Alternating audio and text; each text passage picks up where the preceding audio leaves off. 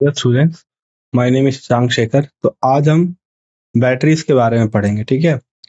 तो बैटरीज ना इलेक्ट्रोकेमिस्ट्री का सबसे इम्पोर्टेंट एप्लीकेशन है। और भी एप्लीकेशन है छोटे मोटे, पर ये क्या है, ये सबसे इम्पोर्टेंट एप्लीकेशन है इलेक्ट्रोकेमिस्ट्री का। तो इसमें हमने पता है कि गैल्वेनिक सेल क्या होता है। वो बेसिकली हमारे केमिकल एनर्जी को कन्वर्ट करता है इलेक्ट्रिकल एनर्जी में, ठीक है। ये चीज हमें पता है। तो हम इसी चीज का यूज करके क्या करते हैं, एक एनर्जी सोर्स का ये डिवाइस करते हैं, ठीक है। एनर्जी सोर्स को क्या करते हैं, डिवाइड करते हैं, जहाँ डिवाइस करते हैं जहाँ पे हम केमिकल रिएक्शन से एनर्जी बना सके। और इसे ही हमने क्या नाम दिया, बैटरी नाम दिया, ठीक है। अब बैटरी बेसिकली जो वर्ड है वो एक्चुअली में एक प्लूरल वर्ड है, जो कि एक सेल के सीरीज को बोला जाता है। तो जब हम बहुत सारे सेल्स लेके उनको सीरीज में कनेक्ट करें तो उस कलेक्शन को हम क्या बोलते हैं, बैटरी कहते हैं, ठीक है। या फिर जो सेल हम यूज करते हैं source of electrical energy is based basically a galvanic cell only. तो ये सारे के सारे क्या होते हैं, ये सारे के सारे गैल्वेनिक सेल होते हैं जिसमें केमिकल एनर्जी का हम यूज करके उससे अपना काम करते हैं, ठीक है। अब इसका जो बैटरी के जो स्पेसिफिसिटीज है या फिर उसकी जो एट्रीब्यूट्स होने चाहिए ताकि वो यूज हो सके सिग्निफिकेंटली, उनमें से कुछ अगर मैं इंपॉर्टेंट पॉइंट्स की बात करूं, सबसे पहले वो लाइट होनी चाहिए, ठीक है, हल्की होनी चाहिए। और कॉम्पैक्ट मतलब कम स्पेस रिक्वायर करे। और तीसरा कि उसका ना वोल्टेज वेरी नहीं करे, ठीक है। जैसे जैसे क्या होता है, रिएक्शन होगा, कंसंट्रेशन घटेगा, ठीक है। तो अब जैसे जैसे कंसंट्रेशन धीरे धीरे घटते जाएगा, उस कारण से क्या होगा, उस कारण से फर्दर इसकी जो एफिशिएंसी थी या फिर जो वोल्टेज था पहले, वो कम होते जाएगा। क्लियर है। तो ये सारी चीजें होती है जो कि बैटरीज को यूज करने में हमारे काम में आ सकती है। तो अगर मैं बात करूं बैटरीज की, तो बैटरीज प्राइमरली दो तरीके के होते हैं। एक होते हैं प्राइमरी बैटरीज और दूसरी होती है सेकेंडरी बैटरीज। चलो अब इनके बारे में देखते हैं, है ना। अगर मैं प्राइमरी बैटरी की बात करूं तो सबसे जो इंपॉर्टेंट डिस्टिंक्शन पॉइंट है प्राइमरी और सेकेंडरी बैटरी में, वो ये है कि प्राइमरी बैटरी जो है अपना, वो क्या है, रिचार्जेबल नहीं होती, ठीक है। उन्हें हम रिचार्ज नहीं कर सकते, ये सबसे इंपॉर्टेंट पॉइंट है इन दोनों में। और इसी के बेसिस पे ही ज्यादातर का इस पे क्लासिफिकेशन किया गया। तो जो रिचार्जेबल नहीं है वो प्राइमरी बैटरीज, और जो रिचार्जेबल है वो सेकेंडरी बैटरीज, है ना। अब चलो कुछ कैरेक्टरिस्टिक्स के बारे में बात करें इस प्राइमरी सेल के बारे में। सबसे पहले इसका आउटपुट लो होता है। तो आपको प्राइमरी सेल का एग्जांपल ले लो, आप कोई सा तो रिमोट वगैरह में जो भी बैटरीज लगे रहते हैं वो क्या होते हैं, नॉन रिचार्जेबल होता है। फिर प्राइमरी बैटरीज होती है तो उनका आउटपुट क्या होता है, लो होता है। उनको दोबारा हम यूज नहीं कर सकते। तीसरी इंपॉर्टेंट बात कि उनका ना शेल्फ लाइफ थोड़ा लंबा होता है। तो अगर आप फोन वगैरह में इस्तेमाल करते हो बैटरी, सॉरी, आप अपने रिमोट वगैरह में जो इस्तेमाल करते हो बैटरी, वो थोड़े लंबे समय तक चलती है as compare to the phone battery जो है, जो कि एक दिन में डिस्चार्ज हो जाती है, ठीक है। अगर मैं एग्जांपल्स की बात करूं तो एल्कलाइन लिथियम और जिंक कार्बन बैटरीज इसके एग्जांपल है। चलो अब एक स्ट्रक्चर देखते हैं प्राइमरी बैटरी का। तो ये क्या है, ये जिंक बैटरीज है ना। तो इसका अगर आप स्ट्रक्चर देखोगे तो हमने क्या क्या लिया है, एक तो जिंक कैप लिया है एज ए एनोड, ठीक है। ये क्या है, ये जिंक कैप है, ये एनोड की तरह काम करता है। अंदर हमने इलेक्ट्रोलाइट के रूप में MnO2 और कार्बन ब्लैक और NH4Cl का पेस्ट डाल रखा है, ओके। तो the space between the electrodes is filled with a moist space of ammonium chloride and zinc chloride, है ना, ओके। अब इसका जो पोटेंशियल होता है जनरली 1.5 वोल्ट होता है। अगर मैं आपसे पूछूं कि क्या रिएक्शन हो रहा होगा तो क्या जवाब दोगे आप।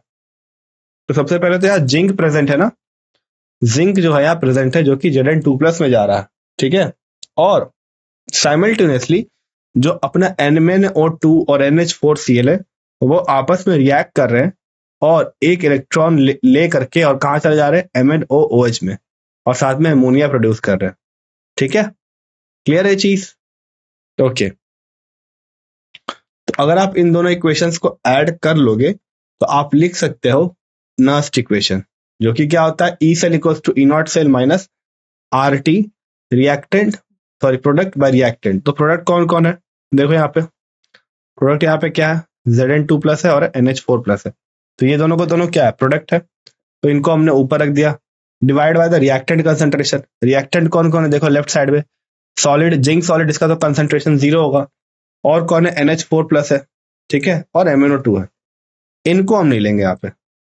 ओके चलो, तो ये हो गया हमारा ओवरऑल नर्स्ट इक्वेशन जहां हमने क्यू को इस फॉर्म में लिखा है ना। ओके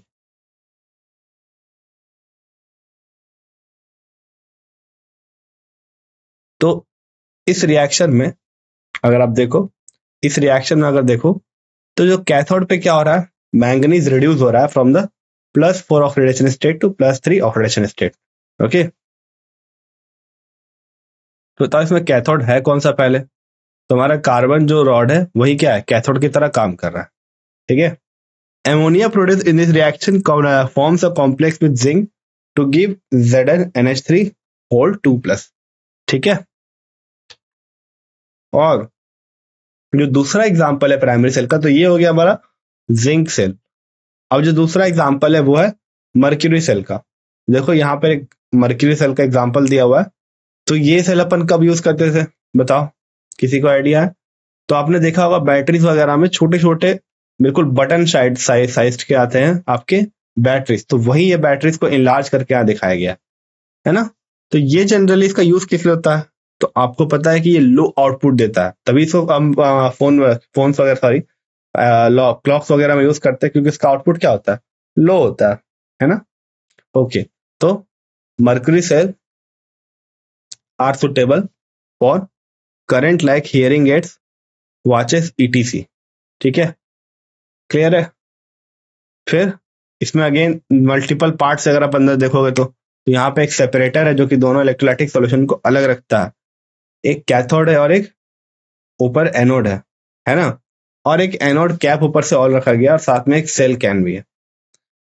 तो मर्करी सेल जो है, ठीक है, वो ना लो करंट के लिए रिस्पॉन्सिबल होता है, फिर लो करंट के लिए उसका यूज होता है। ओके तो इसमें क्या हो रहा होगा बताओ, सेल रिएक्शन क्या हो रहा होगा, हमने यहाँ पे जो इलेक्ट्रोलाइट का सॉल्यूशन लिया वो बेसिकली KOH और ZnO का पेस्ट है। तो देखो ये क्या होता है, तुम्हें पता है ZnHg है, जिंक एमलगम के फॉर्म में प्रेजेंट है, तो वो ZnO में चला जाएगा। ओके और जो हमारा HgO है वो किस में चला जा रहा है, Hg में चला जा रहा है। तो ये दोनों हमारे रिएक्शंस है। अब इन दोनों रिएक्शंस को ऐड कर लो तो ये हमें अपना फाइनल इक्वेशन दिखाएंगे, ठीक है। तो इसका जो सेल पोटेंशियल है 1.35 है और कांस्टेंट रहता है लाइफ के दौरान। तो इसकी ये खासियत है। तो अगर आप यहाँ पे देखोगे तो यहाँ पे इलेक्ट्रोलाइट ना लिक्विड फॉर्म में नहीं प्रेजेंट है, जिसके कारण से लिक्विड में क्या आ रहा है, लिक्विड में ना अगर बात करो लिक्विड में, तो लिक्विड में वोल्टेज चेंजेस होने की ज्यादा चांसेस है as compare to this mercury cell, जहाँ पे ये चांसेस कम है क्योंकि तो पेस्ट है। ओके तो हम इस दोनों इक्वेशंस को ऐड कर ले तो ओवरऑल रिएक्शन ये होगा, और इसमें जो सेल पोटेंशियल है वो अप्रोक्सीमेटली 1.35 वोल्ट्स है ना, and remains constant through it's life, क्योंकि कंसंट्रेशन चेंज की दिक्कत है ही नहीं। ओके नेक्स्ट चीज, नेक्स्ट हमने देख लिया प्राइमरी बैटरीज। अब हम मूव करते हैं सेकेंडरी बैटरीज की तरफ। तो यहाँ पे एक टिपिकल फोटो है सेकेंडरी बैटरी की जो कि इन्वर्टर वगैरह की है। तो इसमें क्या क्या अलाउड है, रिचार्जेबल बैटरी अलाउड है, जनरली हाई कैपेसिटर होना चाहिए, और तीसरा शॉर्ट लाइफ, और चौथा लिथियम आयन और निकल मेटल हाइड्राइड इसके एग्जांपल्स हैं। ओके तो हमें क्या करना है, रिचार्जेबल बनाना है, कैपेसिटी बहुत ज्यादा रहनी चाहिए और शेल्फ लाइफ कम होना चाहिए। तो ये सारे सेकेंडरी बैटरीज के रिक्वायरमेंट्स के अकॉर्डिंग आया, ठीक है। तो secondary cell is used, can be recharged by passing current through it in the opposite direction. It can be used again, है ना। A good secondary cell can undergo a number of discharging and cycle. इसका मतलब क्या हुआ कि एक जो अच्छा सेल रहेगा वो मल्टीपल नंबर ऑफ क्या कर पाएगा, मल्टीपल नंबर ऑफ रोटेशंस कर पाएगा, ठीक है। मतलब उतने सारे वो रिचार्ज होकर के वापस से डिस्चार्ज हो सकेगा। The most important secondary cell is the lead storage battery commonly used in automobiles and inverters. So it consists of a lead anode and a grid of lead packed with lead oxide at cathode. A 38% sulfuric acid is used as an electrolyte. ठीक है, ये statement है, चलो इसको देखते हैं diagram की मदद से। ओके चलो अब इसे कंस्ट्रक्ट को इस डायग्राम की मदद से समझते हैं। तो देखो ये डायग्राम कैसे है, देखो हमने क्या लिया, यहाँ पे दो तरीके के आपको लेयर्ड पैकेट दिख रहे होंगे, ठीक है। पहला जो लेयर्ड पैकेट है वो पॉजिटिव प्लेट है जिसमें लेड ग्रिड्स फिल्ड है PbO2 के साथ, ओके। और जो नेगेटिव प्लेट है वो लेड ग्रिड फिल्ड है स्पॉन्जी लीड के साथ, और बीच में हमने क्या किया, सल्फ्यूरिक एसिड डाला है ना। तो क्या क्या लिया हमने, अगेन PbO2 लिया है और Pb लिया है, और बीच में क्या डाला हमने, सल्फ्यूरिक एसिड डाला है जो कि इलेक्ट्रोलाइट की तरह काम कर रहा है। वैसे क्या है, मल्टीपल लेयर बने हुए ताकि ये कंप्लीट अपना सेकेंडरी सेल बन सके। अगेन सेकेंडरी सेल की जो खासियत होती है वो क्या होती है कि वो रिचार्जेबल है ना। तो अगर ये इलेक्ट्रिसिटी प्रोड्यूस कर समय जो रिएक्शन करेगा उसका अपोजिट रिएक्शन क्या पॉसिबल भी हो सकता है, ठीक है। उसका अपोजिट रिएक्शन भी क्या हो सकता है, पॉसिबल हो सकता है, क्लियर है। और उसको कैसे किया था, उसको इलेक्ट्रिसिटी प्रोवाइड करके उस रिएक्शन को वापस से उल्टा प्रोसीड किया था, ठीक है। तो इसीलिए हम रिचार्जेबल बोलते हैं और ऐसा मल्टीपल टाइम्स कर सकते हैं। तो अगर मैं इक्वेशन की बात करूं तो पीबी क्या करेगा, SO4 2 माइनस लेगा, है ना, और पीबी SO4 बनाएगा 2 इलेक्ट्रॉन लूज करते हुए। ये तो क्लियरली विजिबल है, देखो यहाँ पे पीबी कहाँ जा रहा है, पीबी 2 प्लस में जा रहा है ना, पीबी अपना पीबी 2 प्लस में जा रहा है और इसमें ये 2 इलेक्ट्रॉन लूज करते हुए पीबी SO4 बना रहा है। सिमिलरली जो हमारा PbO2 है यहाँ पे कैथोड पे देखो क्या है, PbO2 है, वो क्या कर रहा है, वो SO4 2 माइनस लेके PbSO4 वो भी बना रहा है। पर अब दोनों में अंतर क्या है, यहाँ पे पीबी किस किस एक्सोल्यूशन स्टेट में +4 में है, तो ये +4 से कहाँ जा रहा है, +2 में जा रहा है, और इस वाले में 0 है और जा रहा है +2 में, ठीक है। तो इस पे क्या हो रहा है, इस पे रिडक्शन हो रहा है कहीं ना कहीं, और इस पे क्या हो रहा है, ऑक्सीडेशन हो रहा है, ठीक है। क्लियर है ये चीज, ओके। तो सेल रिएक्शन ये क्या है, अब मान लो इन दोनों इक्वेशन को हमने ऐड करके और फाइनल इक्वेशन निकाल लिया, या फिर आपसे पूछा गया कि रिचार्जिंग के समय कौन सा रिएक्शन होगा, तो आप जस्ट इस एरो को क्या कर देना, रिवर्स कर देना, क्योंकि वही रिएक्शन दोबारा से होती है, क्लियर है, ओके। तो ओवरऑल सेल रिएक्शन ये हो गया। तो अब दो तरह के इक्वेशन बन सकते हैं इस सेल के लिए, दो तरह से इक्वेशन बन सकते हैं। पहला जो इक्वेशन है वो क्या कहता है, वो हमें रिचार्जिंग का बताता है, ठीक है। जैसे कि यहाँ पे देखो इस इक्वेशन को हमने क्या किया, रिवर्स करके लिखा है PbSO4.2H2O plus 2H2O gives us Pb plus PbO2 plus 2H2O, है ना। तो ये क्या है, ये हमारा बेसिकली चार्जिंग के समय रिएक्शन है, जस्ट उसका अपोजिट वाला। और ये जो रिएक्शन ऊपर में दिया हुआ ये वाला, ये क्या है, ये जब आउटपुट देता है तब का रिएक्शन है, क्लियर है ये, ओके। तो ये जो बैटरीज वगैरह है ये आपके फोन बोल रहा हूँ, आपकी घर वगैरह में भी यूज होती होगी, ठीक है। और इनके अगर एट्रीब्यूट्स की बात करूं तो पहला तो ये रिचार्जेबल नहीं होते हैं, ठीक है, पहला ये रिचार्जेबल नहीं होते।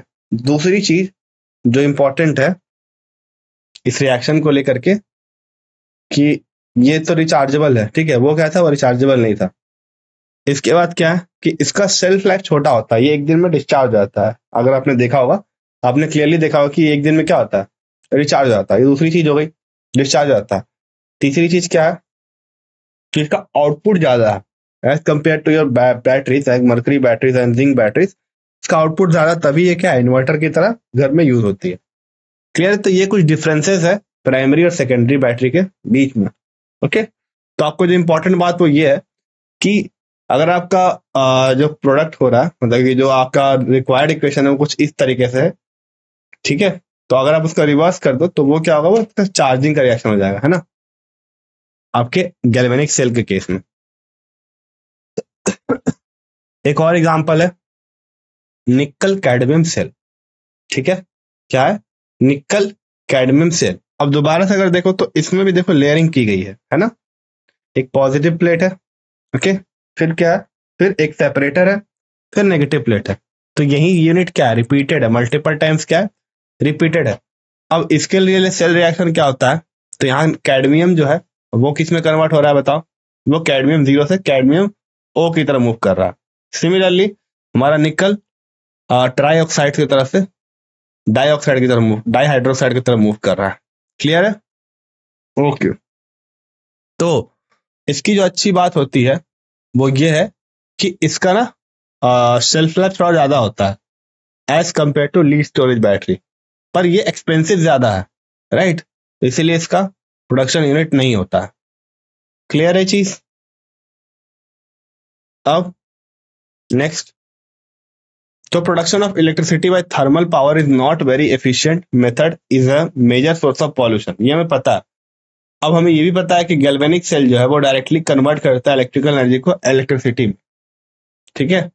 तो गैल्वेनिक सेल को हम इस तरह डिजाइन किया हमने ताकि वो क्या करे, हाइड्रोजन, मीथेन या मिथेनॉल के कंबशन से इलेक्ट्रिकल एनर्जी बना सके। Okay, the cell was providing electrical power in the Apollo space program. Clear हो गई चीज?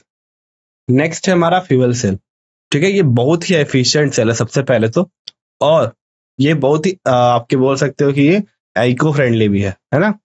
एफिशिएंट भी है और इको फ्रेंडली भी है। क्लियर है? तुम यहाँ पे क्या कर रहे हैं, इस रिएक्शन के अकॉर्डिंग अगर आप देखोगे तो हम लेफ्ट साइड से हाइड्रोजन पुश कर रहे हैं और राइट साइड से क्या पुश कर रहे हैं, राइट साइड से ऑक्सीजन पुश कर रहे हैं। और ये जो एनोड और कैथोड है वो क्या है, वो क्या है, वो अपना पोरस कार्बन है ना? एनोड और कैथोड क्या हमारा पोरस कार्बन है, ठीक है? तो catalyst like finely divided platinum और platinum metal are incorporated into the electrodes. तो यहाँ पे हम क्या करते हैं, प्लेटिनम या फिर प्लेटिनम इलेक्ट्रोड्स को डाल देते हैं। क्लियर है? ताकि रिएक्शन को रेट को हम बढ़ा सके। अब देखो रिएक्शन क्या होता है, तो देखो यहाँ पे दो रिएक्शन है। पहला तो अपना जो ऑक्सीजन इंटर कर रहा है वो वाटर के साथ रिएक्ट करके 4 इलेक्ट्रॉन और OH माइनस बना ले रहा है, ठीक है? और दूसरा जो है वो क्या है, 2H2 आ रहे हैं, ठीक है? 2 हाइड्रोजन गैस आ रहा है, 4 OH लेकर के और 4H2 बना ले रहे हैं। तो हमारा ओवरऑल रिएक्शन ये हो गया। तो ये अगर ये जो सेल है अगर ये कंटिन्यूसली रन करे तो ये बहुत ही अच्छे तरीके से वर्क कर सकता है, इसका शेल्फ लाइफ ज्यादा है और इसकी जो एफिशिएंसी है वो 70% है, जो कि थर्मल वाले प्लांट से 40%, जिनका 30% ज्यादा है एक तरीके से, है ना? क्लियर है चीज? ओके, तो मैं क्या कहना चाह रहा हूँ बेसिकली कि ये क्या है, 70% है ना? फ्यूल सेल क्या करता है, 70% देता है, ठीक है? तो इसकी एफिशिएंसी बहुत ज्यादा है। ओके, अब इससे रिलेटेड एक इंटरेस्टिंग फैक्ट है कि इसका इस्तेमाल आपके ये जो है इसका इस्तेमाल आपके अपोलो स्पेस प्रोग्राम में भी हुआ था, ठीक है? किसमें हुआ था? अपोलो स्पेस प्रोग्राम में भी हुआ था, ठीक है? अपोलो स्पेस प्रोग्राम में किस लिए हुआ था, एज ए फ्यूल हुआ था। इस फ्यूल सेल का इस्तेमाल इस चीज में हो रखा है ना? क्लियर है? तो with this we have completed this primary and secondary cell. अब आते हैं इसके नेक्स्ट एप्लीकेशन पे, जो कि है कोरोजन, ठीक है? कोरोजन होता क्या है, पहले सबसे पहले ये समझते हैं। तो बेसिकली आपका जो भी मेटल वगैरह है ना, वो मेटल क्या करता है, सॉल्ट या फिर ऑक्सीजन, इन दोनों से रिएक्ट, किसी से एक से भी रिएक्ट करके क्या बना देता है, एक लेयर बना देता है, ठीक है? आपने देखा होगा आयरन वगैरह पे एक लेयर चढ़ जाती है कोरोजन के कारण। अब जो रस्टिंग ऑफ आयरन है, सिमिलरली उसी तरीके से टार्निशिंग ऑफ सिल्वर है, तो ये सारे के सारे क्या है, ये कलर कम होने के ये दिए हुए हैं। तो development of green coating on copper and bronze are some of the example of corrosion. Clear है? अब it causes enormous damage to buildings and bridges, हमें पता है कोरोजन के कारण बहुत सारी प्रॉपर्टी बर्बाद होती है। ओके, नाउ कोरोजन किसके कारण होता है, थोड़ी इसकी फंक्शनलिटी देखते हैं, ठीक है? कैसे कोरोजन होता है इस चीज को समझते हैं। तो इसके लिए सिंपल मैकेनिक फॉर्मुलेशन पता है। ओके, देखते हैं, चलो। तो देखो हमें क्या चाहिए, हमें FeO2 के साथ रिएक्शन करवाना था, है ना? तो हमने क्या लिया, कैथोड भी ले लिया और एनोड भी ले लिया। क्लियर है? देखो यहाँ पे कैथोड भी है और एनोड भी है। एनोड में क्या हो रहा है, 2 आयरन मॉलिक्यूल, ठीक है, 2 इलेक्ट्रॉन लूज करके, मतलब ओवरऑल 4 इलेक्ट्रॉन लूज करके कहाँ जा रही है, बताओ, 4Fe4+। ओके, क्लियर है? और इसमें जो E0 है वो कितना है, -0.44 वोल्ट है। सिमिलरली हम एनोड के केस में बोल रहे हैं कि एनोड के केस में क्या हो रहा है, ऑक्सीजन किस में कन्वर्ट हो रहा है, गैस, और ऑक्सीजन किस में कन्वर्ट हो रहा है, H2O में, ठीक है? और H+ और 4 इलेक्ट्रॉन के बीच में। तो ये हो गया हमारा ओवरऑल रिएक्शन। तो देखो यहाँ पे अगेन Fe क्या कर रहा है? Fe2+ में जा रहा है, 2 इलेक्ट्रॉन लूज करते हो। अब ये 2 इलेक्ट्रॉन किसके काम आ रहे हैं बताओ? ये जो H+ है इसके काम आ रहे हैं ताकि ये H2O बना सके। तो ये है हमारा ओवरऑल रिएक्शन। क्लियर है चीज? ओके, नेक्स्ट, तो ferrous ion are further oxidized by atmospheric ferric ions which come out as crust। Fact है, आप देख सकते हो। क्लियर है? तो दिस वाज अबाउट ऑल। ठीक है, इसके साथ हमने ये चैप्टर खत्म कर लिया। With this I and my lecture. Thank you.